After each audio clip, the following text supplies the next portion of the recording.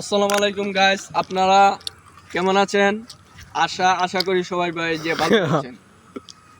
এখন আমি যে বিষয়টি নিয়ে আলোচনা করব সেই বিষয়টি হচ্ছে বর্তমানে এই এই দেশের এই বাংলাদেশে আর্থিক অবস্থা যে যে অবস্থায় গিয়েছে, এই অবস্থায় বলে অদূর ভবিষ্যতে আমাদের অনেক বিপর্যয়ের দিকে নিয়ে যাবে।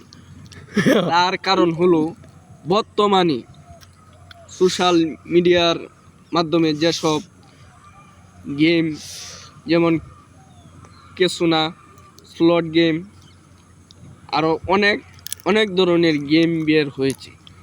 এই গেমের মাধ্যমে আমাদের বাংলাদেশের যে যুব সমাজটি আছে, এই যুব সমাজ পুরাই ধ্বংসের দিকে চলে গিয়েছে।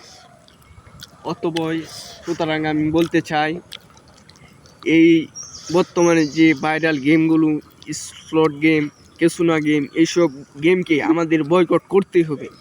আমরা এই গেমকে বয়কট করতে চাই, না হলে এমনিতেই আমাদের বাংলাদেশের আর্থিক অবস্থা যে পর্যায়ে আছে, আবার আমাদের দেশের যুবকদের যে অবস্থা, স্লট গেম খেলে তারা যে হারে ক্ষতিগ্রস্ত হচ্ছে, তাতে বোঝা যায় আগামী ভবিষ্যতে দেশে একটি ধ্বংসের অবস্থা হবে।